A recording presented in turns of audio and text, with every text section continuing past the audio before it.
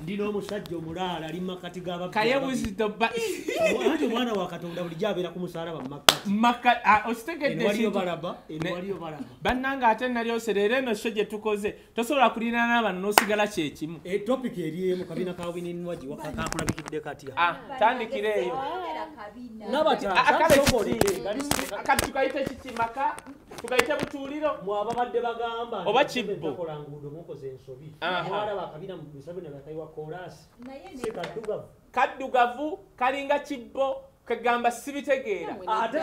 temuyinza kudda ku mukyala ne mumuvuma kati fe twakako twatukalabye kakula bulungi jasi lwakubanga kalinga wansi w'ekigere otegedde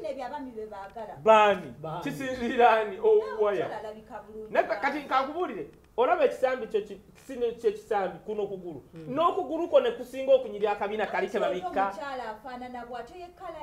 tugamba binnya kala gyawule n'ebinnya bagenda tweyambisa wano nze nabagamba dipo tezindi ku matama zindi ku kabina ezibankubako empiso naye guli gwabadde ku dipo mulekeraawo okutubuzaabuze wali enkovu ne mukubawo tatu zaba airbone ababina gagumininwati gabaddeko enkovu bbi nazikubako tatwabuzebuze mu design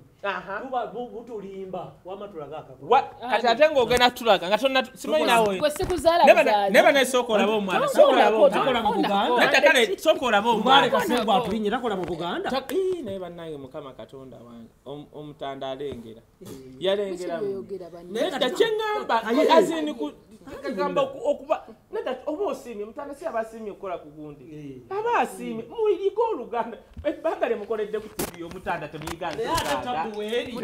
emandwa nzibu Kabaka gye yani yasooka kintu kati kintu wagamba nti akwegombye Uganda nabatanga oba nedda kyeŋŋamba kyekyo kubanga kati okujanga oŋŋamba nti kimera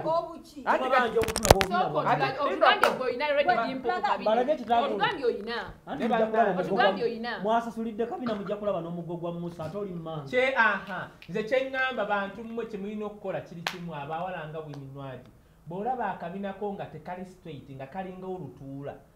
yambala body type osegedde tulage ku kabina akategeerekeka baleteyo ne ku makeup w'obubina ne makeup y'obubina ne lipstick z'obubina otherwise